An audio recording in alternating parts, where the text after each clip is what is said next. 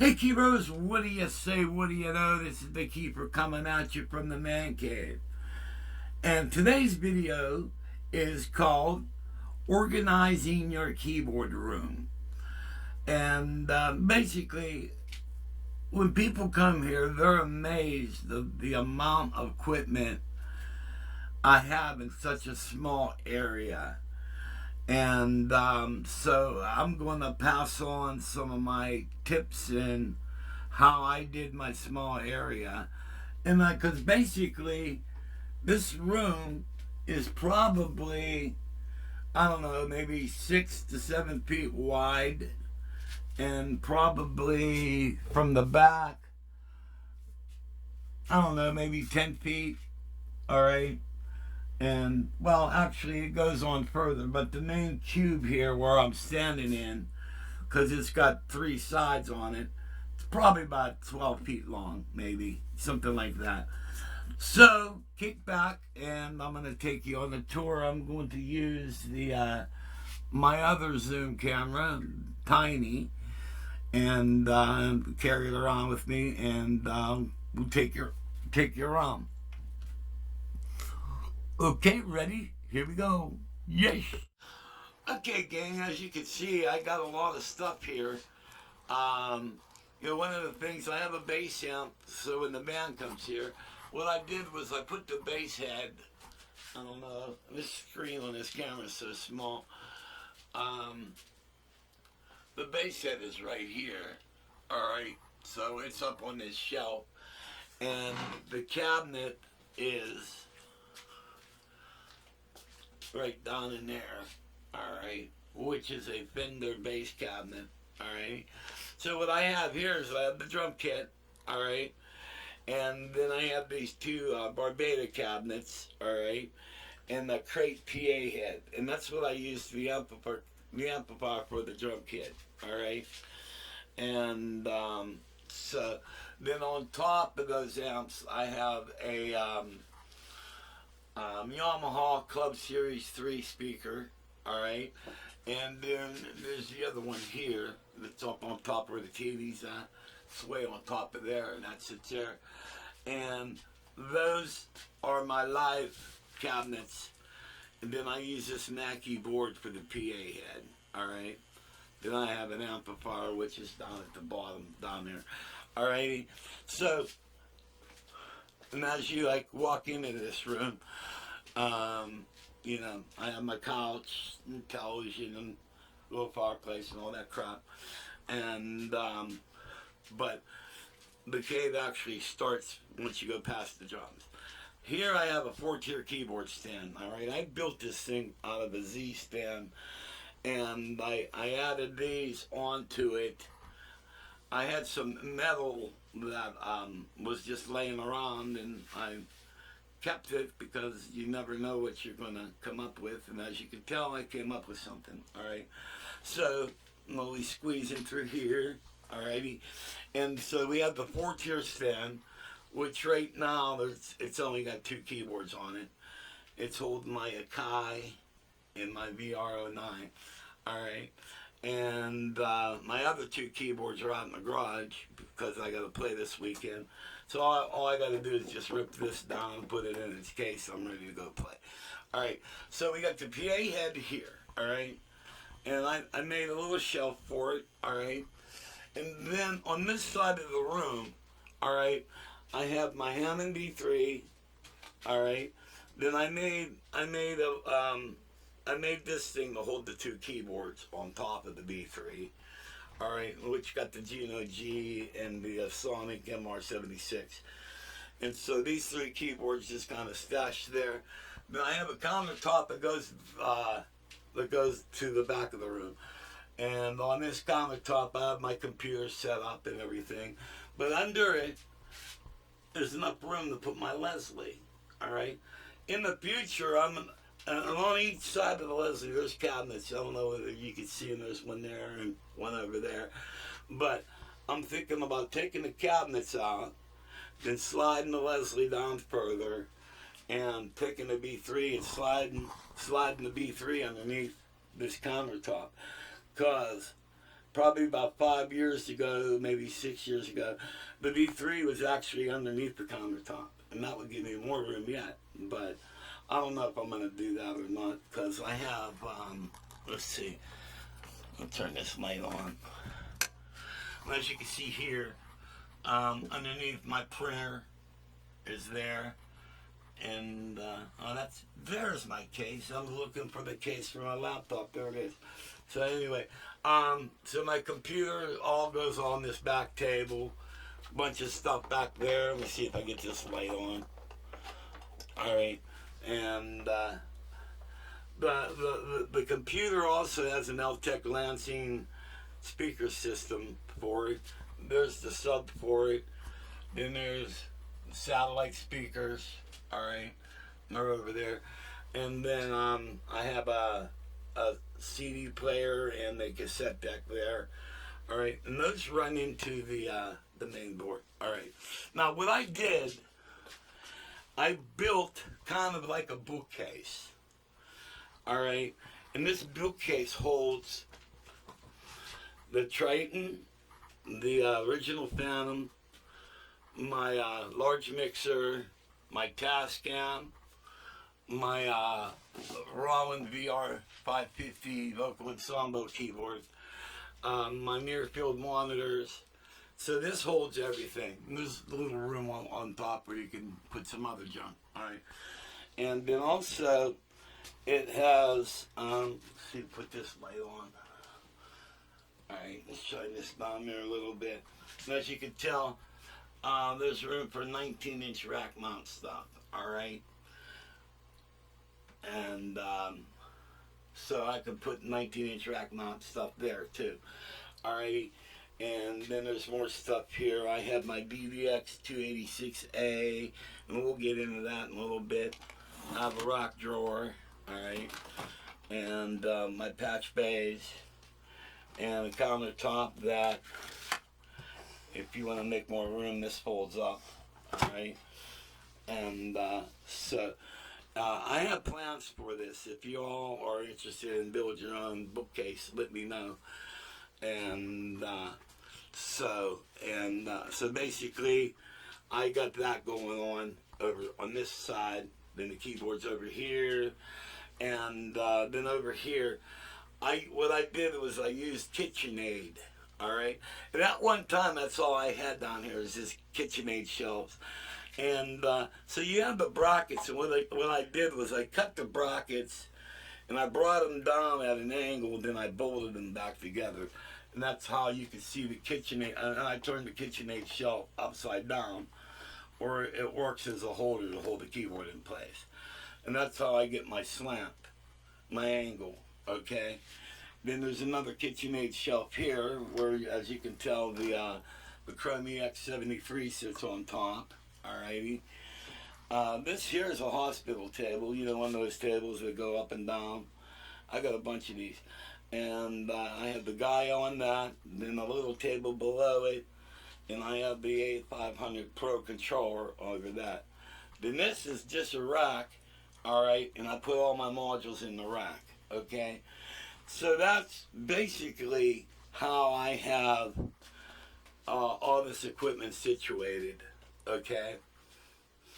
Now, when you have all this stuff, you have to amplify it all. All right. And the main thing that you have to bear in mind is that, okay, the main thing here is the Tascam 2488 Neo recorder. All right. This is where I do all my recording on. This has a CD built into it. So after you're done, you can burn your product on the CD, or you can send it out into the computer, okay? And because it's got USB on the back, blah, blah, blah, yada, yada. And so you can control that, all right? But bear this in mind. So we have the Tascam, all right? So this is at the end of the line, all right? This is the main mixer, all right? So anything that goes into this mixer, and this is basically a Behringer, I believe, 30 channel, or, no, wait a minute, 24 channel. It's a Behringer 24 channel. All right. So everything that goes into this ends up into this. All right. And but what we got to do is we got to get all these keyboards into that. All right. So, well, when you're running all these keyboards stereo, it's more channels. All right. So what I did was, this is the final thing. All right. I bought some smaller mixers off of Temu, and don't laugh, they're really good mixers. They're clean. They sound great. All righty. And so I have this one here, which is a 16 channel. But this mixer does this side of the room. All right, so we have, now the Hammond E3 has the Leslie, all right, so that's not included with what I'm about to talk about. So we have the Asonic MR76, the Juno G Roland, all right, the Korg X5D, the Chrome EX73, the Roland Gaia, and then we have all these modules. All right, so what we have in the module rack, okay, we have the Behringer Pro 800, which is a Prophet 6. I built this. This is my MIDI mixer merger, or whatever you want to call it. All right, all right. So we have that. We have the Roland JV880, Roland U220, the Elisa Quadra S4 module. All right. So all this stuff goes into this mixer stereo, okay? So we come out of this mixer, and we go into this mixer, okay? I believe. Hold on a minute. Did I say that right? Hold on a minute. Hold on a minute. Yeah, okay. Yeah. So we're coming out of this mixer, which has all the modules, and we're going into this mixer here. And as you can tell, channels 1 and 2 are the beast, all right? And then the Korg X5, the Gaia, the Juno G, the Asonic, and the Chrome EX, okay? So all that stuff goes into this mixer, all right? So this mixer goes all the way across here, comes out, and takes up a channel right here, alrighty. So that goes into here, and then we have 4 keyboards here, all right. So which is normally the VR09, the Akai MPC Key 61, the Studio Logic Compact Numa 2X, and then another Chrome EX61. All right. So these 4 keyboards go into this mixer. All right. And this mixer goes into here. All right. And it's into this channel. All right. So that goes into here. All right. So everything that you see in a room is ending up into the Tascam. All right. And what's cool about that, they're all hooked up stereo and everything. That means I can take a stereo send at any time and put it into the Tascam to record. All right. Which is really cool. Now over here back at the Beast, that's what I call this rack. All these effects units, the 880, the U220, and the S4, they all have their built-in effects to it. If I need any more, I can tag effects off this board too.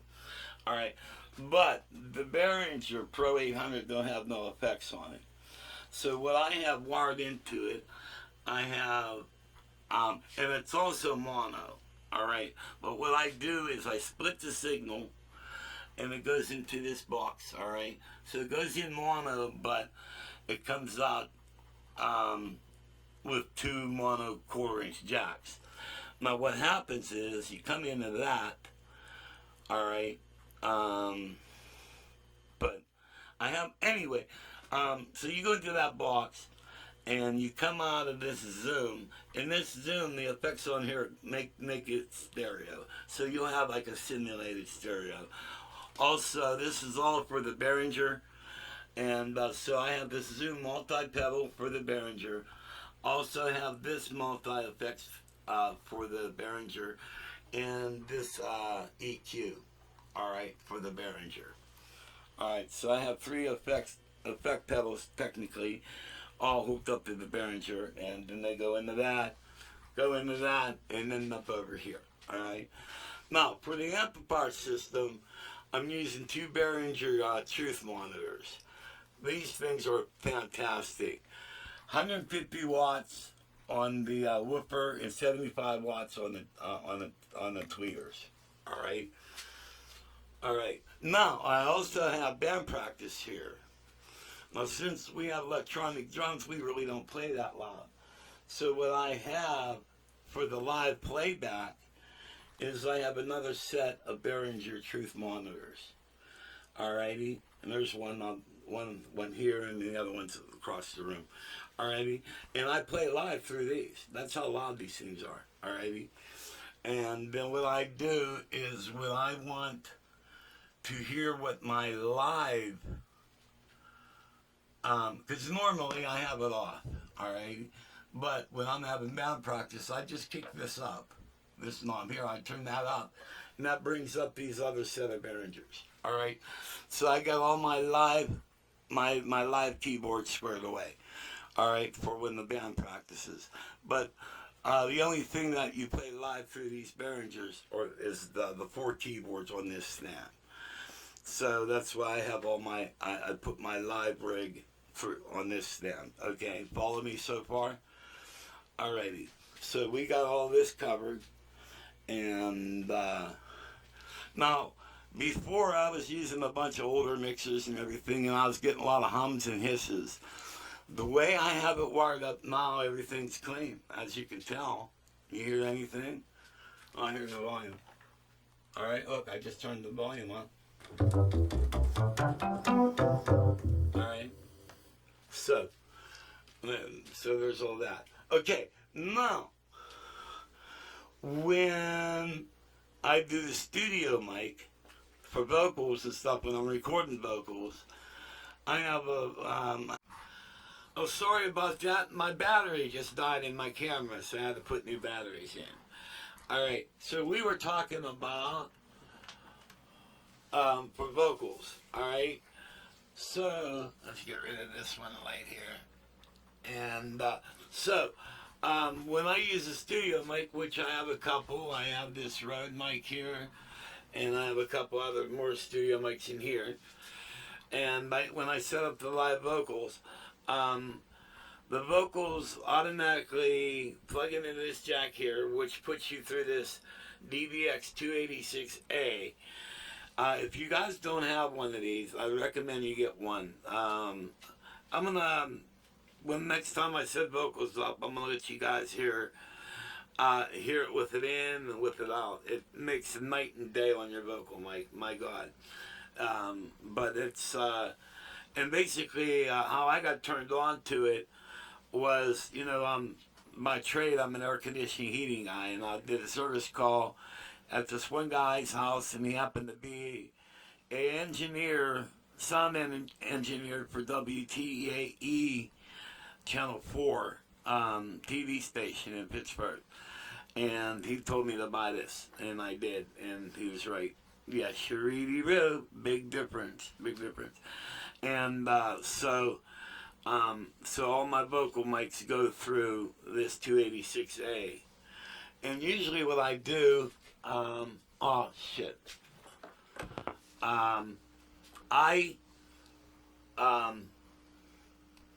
when I go through, it comes out and it goes into this mixer, all right, which, where are we at?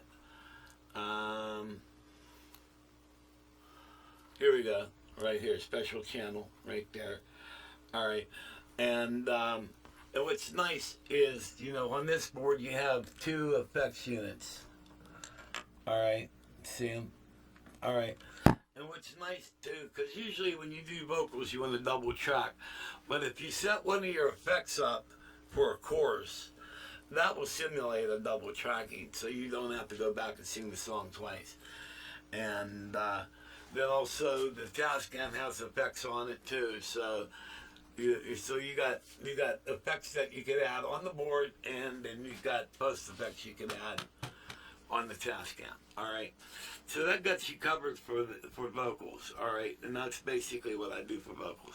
All right, you guys probably noticed this little mixer here, and what we have here is I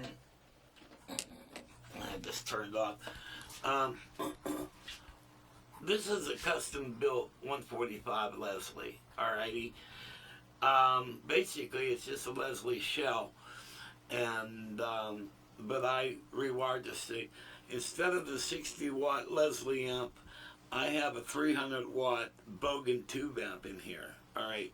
So when you have a power amp, you have to have a preamp. All right. And that's what I use this little mixer. This little mixer is basically the preamp for the B3. Okay. And so that's how I run that. Now, how do I record the Leslie for live? Well, normally when you make a Leslie, you should use a mic for the top, a mic for the bottom, and a mic somewhere in the room to catch ambience. All right. Well, the way this room is situated, all right, let me get rid of this one lady's blinding me out. Well, this wall behind it is concrete.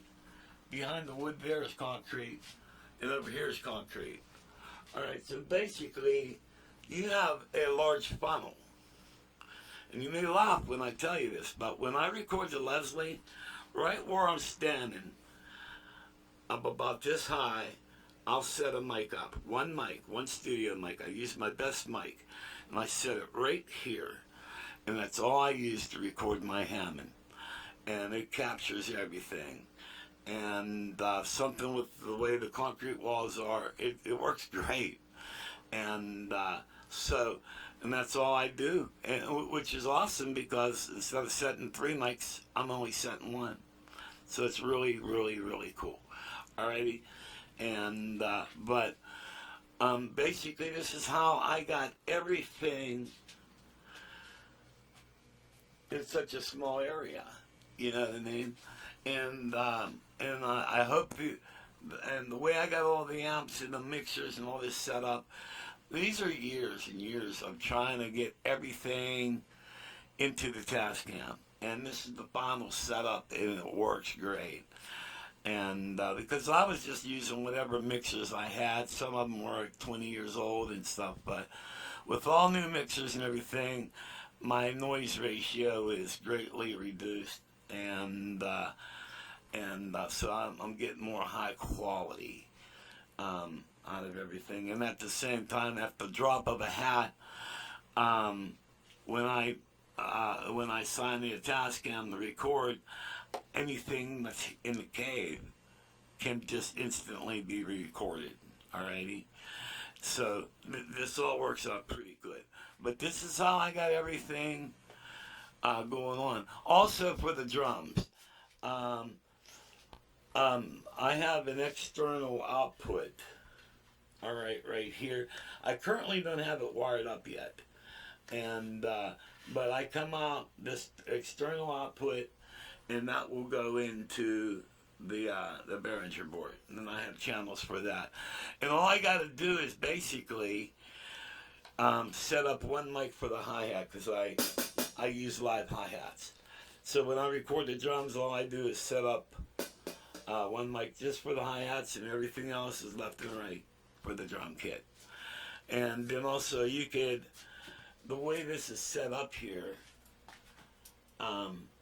you basically, this drum brain has, mixer right in, so if you need more bass drum, you could do that. So, but one thing really important, if you're setting up like a home studio, don't mix through your headphones.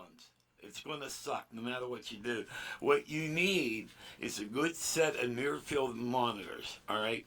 And that's what these are. These monitors are certified to be flat, completely flat. And if you have a good stereo system in your car, like my Kia has both in it, all right? But like what you hear here, and you burn to a CD, you can take that CD out, and exactly what you heard in here, that's what you're going to hear on your car. All right. Now, I also have a set of small studio monitors, which I'm going to bring up here. I just got to find an area to put them. And what's nice about you can switch to the smaller set to check your quality of your mix down. All right. So I have these, and I think these are 8-inch speakers here, but they're loud. And I mean, I use a set for my live when I practice with the band. So there's a set right there. But basically, this is how I got everything to fit in here. You know what I mean? You know, I've got a bunch of other stuff. There's a CD duplicator that's hanging out back there. I never used that yet, but that was left here. And but basically, this is how I got everything to fit in such a small area. All right, like this rack here that holds the Geno G. I made that out of 3/4 inch PVC. All right, and this just sits on top of it, and the other rack goes right there. All right, and so basically, this is how I got everything into the cave. I hope this gives you guys a lot of ideas. You know what I mean? And this bike here is a future broadcasting setup that I'll be getting into. This works with that already. And I got to hook all that up yet. I don't know how to use this yet, but it's part of a broadcasting setup already. And when my buddy Kevin comes over here, we're eventually going to get to this. Right now, we're kind of maniacing on other things. Alrighty? But basically, this is what I do with the cave. And I hope this helps you guys out. And this is how you can get a lot of stuff in your cave. And also, I hope it gives you guys a lot of ideas on how to wire everything. And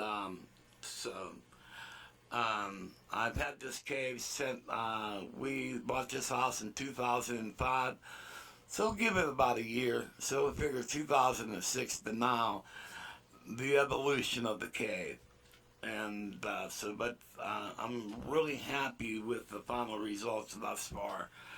And especially I'm ecstatic about adding these 2 new mixers with the setup in. Finally, no hiss, no hums, no nothing. And the only noise I get is I got this LED light bulb. You hear this? Now listen. Now, I don't know why it makes a noise, but it's not a speaker noise. The light bulb makes a noise. It's really strange. Okay, guys. I ask that God may bless, and see y'all when I see ya. Hey, gang. There was one thing I left out, and I'll show you that now. Headphones. All right. Well, the main thing with the headphones, the Tascam has a really powerful headphone amp in it. I think it's 75 watts. And so what I do is I come out of the headphone jack, and I go down here. All right. And where are they at? Yeah. You see where it says studio headphones? These are all studio headphones, and this plug here goes all the way over here. There's a box there where you can plug 2 more headphones. And then there's a cable over here where you can plug 1 set of headphones. And you... Where's the one wire? Oh, yeah, and right here. All right. Headphones for the drummer. Alrighty. So, basically that's just the headphones. And, but they're scattered throughout the cave. Alright. Then also, if I need any more, you know what I mean, I could just come out of the patch bay. Alrighty. Okay, sorry about that. As always, may God bless, and see y'all when I see ya.